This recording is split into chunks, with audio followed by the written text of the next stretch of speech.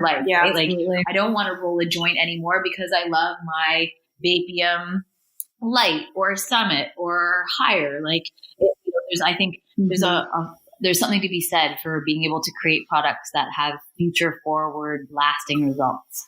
There are some products that are coming to the market and they'll last for 3 months.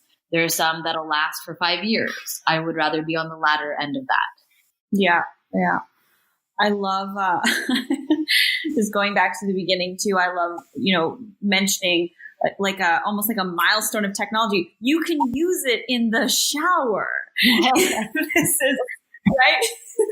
That's such an important thing. We have some of our most brilliant ideas in the shower, right? I just picture someone just vaping in the shower, just looking so cool, having all these deep shower thoughts, Or they're hiding from somebody. To be honest with you, Nicole, that was the whole thing. I think it happened over a holiday where, there might have been a family member or two that kept escaping to do other things. And then I was like, you know what? Think back to college days where you would blow up into a fan. I'm like, why blow up into a fan? One, vaporization doesn't have the harsh smell that a traditional combustible does, like a joint would. And then being able to actually have your Zen moment, take it into the bath, not worry about electrocuting yourself or shorting it. Or, it was a joke about the fact that it was like, hide from your kids, hide from your partner, and be able to have a session all to yourself. A little Vapium moment. Mm-hmm, mm-hmm. I wanted to talk a little bit about the temperature of the vaporizer. So 392 degrees Fahrenheit. First of all, is that correct? And then why does that matter? So it matters for a lot of reasons. The burning point of plant matter is 451 Fahrenheit, which means that you're combusting. So you're actually taking into your lungs a whole bunch of other matter that could eventually cause harm.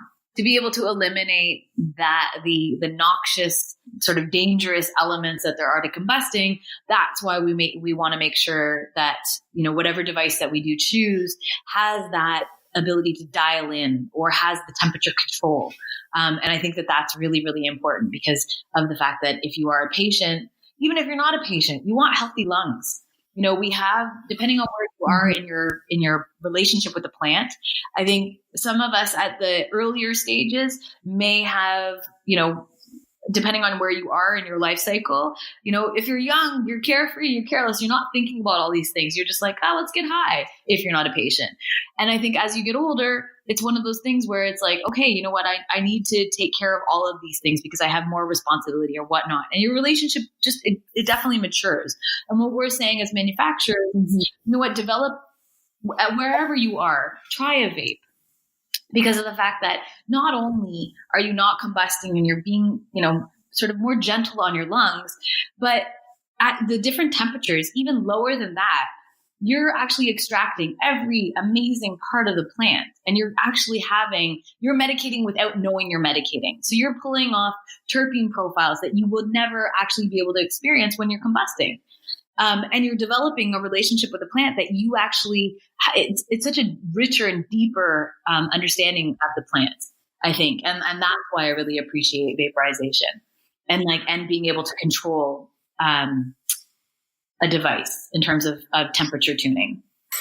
I want to zero in on something that you said specifically just now, which is relationship with the plant. I find that to be such a beautiful thing. And, a lot of people in this industry do talk about this being a relationship and something that you develop over time and that you're constantly exploring.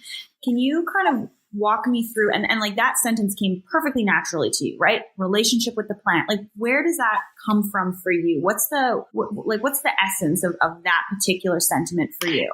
So I have a long relationship with the plant. And I think actually we've gone through many iterations. And it's been one of those things where I've had since the beginning, I know what it's like to experience green fever, but green fever for me came with the mixing of other poison. And so it wasn't, I would never blame. I wouldn't say, I smoked and it gave me green fever. No, that is not the case at all. And so when you respect the fact that this is a powerful and potent plant of nature, right? That's the first thing I think that's so amazing about it. Two, the fact that it's medicine. So when I say relationship, I look at cannabis as with having, I look at it as the trifurcation, right? We have recreational, we have medical, but we also have wellness. And for me, I think that the relationship that I have with it has spanned across all three of those our verticals. And so, how I started off was, I was a teenager and, it was a fun thing to try, but I didn't go so hard. In college, I abstained from everything because of the fact that I needed to fill my brain.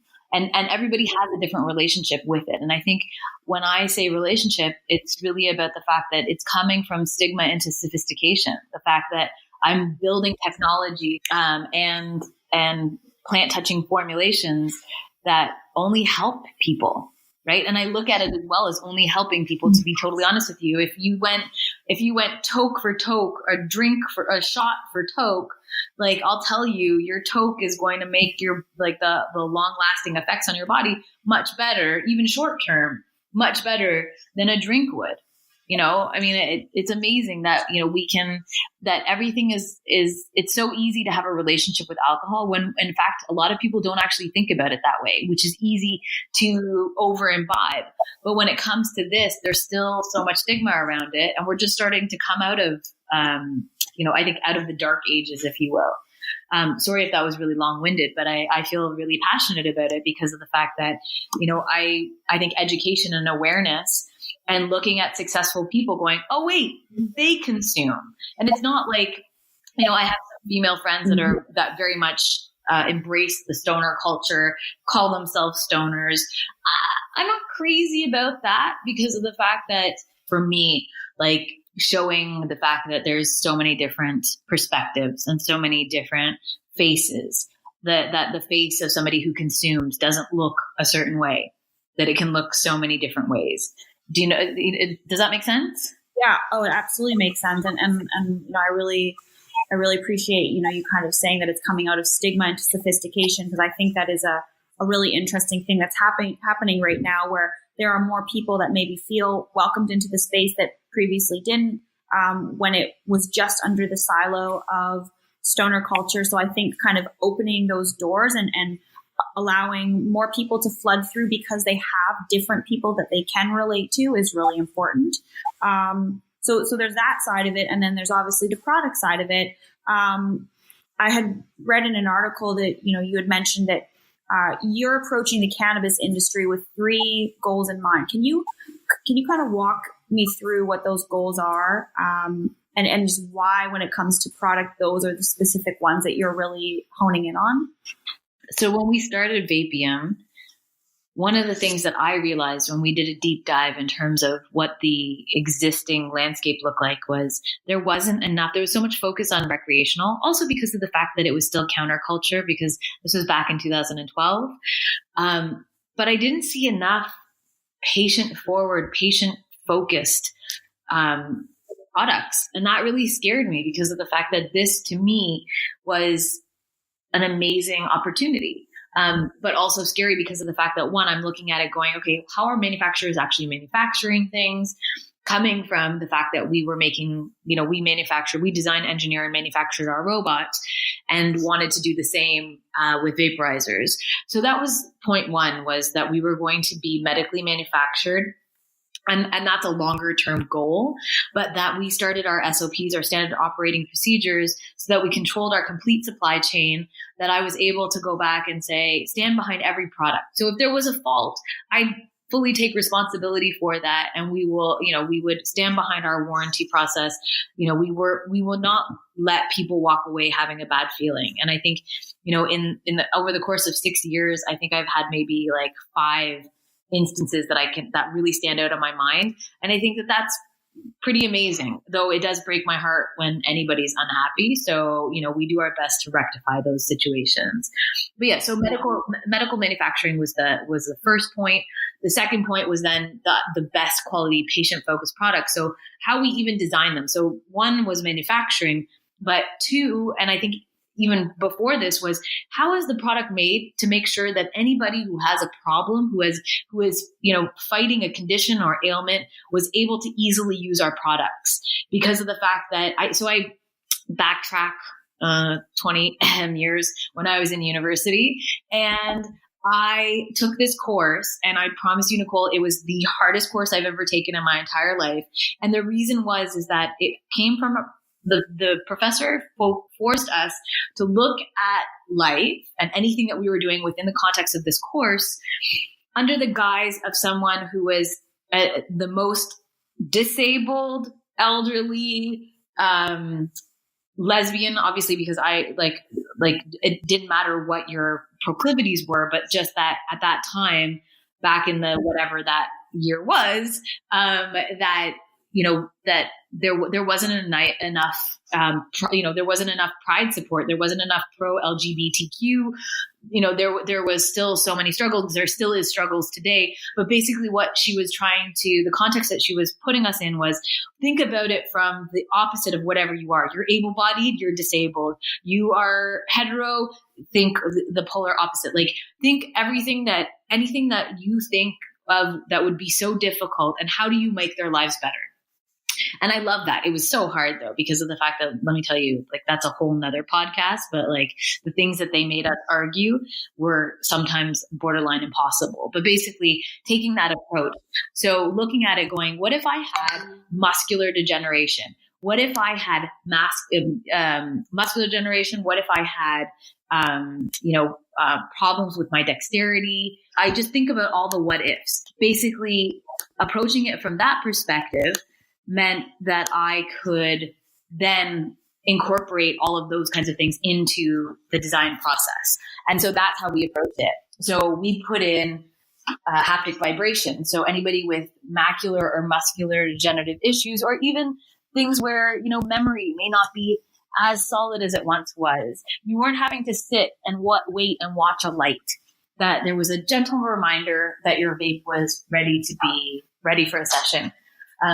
With tethered and magnetic parts, it makes it that much easier to not have to fumble with parts. So again, like looking at it from that perspective. And then thirdly, it was price, because when we started, the prices were ridiculously prohibitive. I mean, there's a range of products now. You can see different price categories as we speak in 2019, but in 2014, there were devices that were $400, or there were devices that were sub $100. There wasn't a lot with it between 100 and like 300, if you will. And we really wanted to make sure that this was affordable. So our first vaporizer, which came with a solid warranty, and we made sure that, people were happy. This is the Summit that's still selling today. Boggles my mind. But happily so. No, happily so, because of the fact that I have people that use the OG from 5 years ago that still love it.